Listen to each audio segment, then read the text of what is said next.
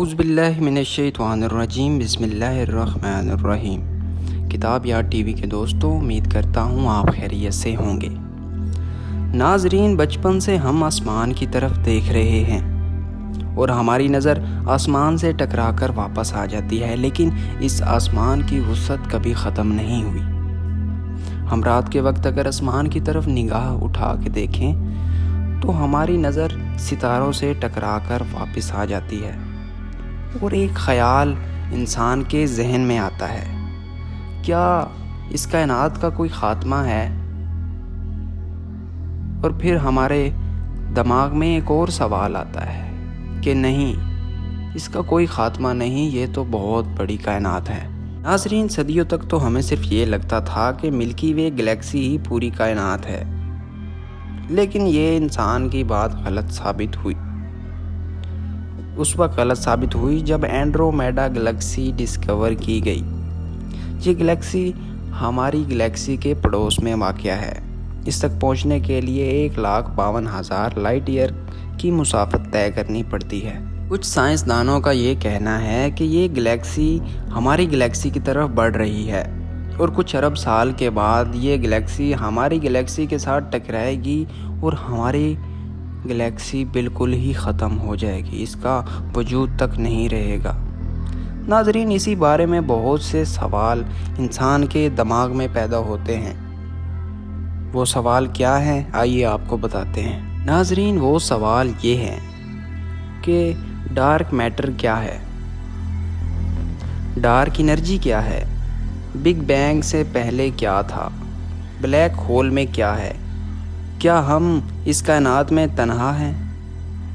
کیا خدا نے انسانوں کے علاوہ بھی کسی اور مخلوق کو بنایا ہے، یا اس دنیا کے علاوہ اس کائنات میں کوئی اور دنیایں بھی موجود ہیں؟ یہ وہ سوال ہیں جو انسان کو ہمیشہ ہی سوچ میں ڈال دیتے ہیں۔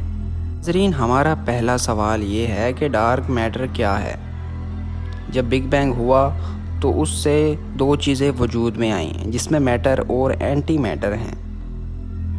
ہم، انسان، یہ دنیا، یہ سولر سسٹم اور یہ گلیکسی سب میٹر ہیں۔ ایک تو ہمارے پاس ویزیبل میٹر ہے جو ہمیں نظر آتا ہے، اور دوسرا میٹر ڈارک میٹر ہے جو ہمیں نظر ہی نہیں آتا۔ چلیے آپ کو ایک ایگزامپل کے ساتھ سمجھاتے ہیں۔ آپ کے پاس ایک سلنڈر ہے، اس میں گیس فل ہوئی ہے۔ دیکھنے میں تو وہ آپ کو خالی لگتا ہے، لیکن اس میں گیس ہے۔ اگر آپ اس کو اٹھاتے ہیں تو آپ کو فیل ہوگا کہ اس میں تو کچھ نہیں ہے، لیکن پھر بھی یہ اتنا بھاری کیوں ہے؟ اس کو آپ ڈارک میٹر کی ایگزامپل میں لے سکتے ہیں، جو نظر تو نہیں آتا لیکن فیل ہوتا ہے۔ نہ ہی یہ لائٹ کو آبزرو کرتا ہے اور نہ ہی یہ لائٹ کو ریلیز کرتا ہے۔ اس کے بارے میں سب سے بڑا فیکٹ یہ ہے کہ اگر ہم ڈارک میٹر پر لائٹ ڈالیں تو لائٹ اس کے اندر سے گزر جائے گی، جس کی وجہ سے ہمیں پتہ نہیں چل پائے گا کہ یہاں پہ ڈارک میٹر ہے۔ سوال میں ایک اور سوال پیدا ہوتا ہے کہ بنی نوع انسان کو کیسے پتہ چلا کہ ڈارک میٹر اس کائنات میں موجود ہے؟ ناظرین، یہ بات تقریباً 1930s کی ہے، جب ایک سائنٹسٹ نے ٹیلیسکوپ ایجاد کیا اور دوسری گلیکسیز پر نظر ڈالی۔ جب اس نے گلیکسیز کی سپیڈ کو آبزرو کیا تو اس نے سوچا کہ جتنی سپیڈ سے یہ موو کر رہی ہے ان کو تو بکھر جانا چاہیے، لیکن ایسا نہیں ہوا۔ تو یہ سائنسدان کے دماغ میں سوال پیدا ہوا کہ آخر ایسا کیوں ہوا؟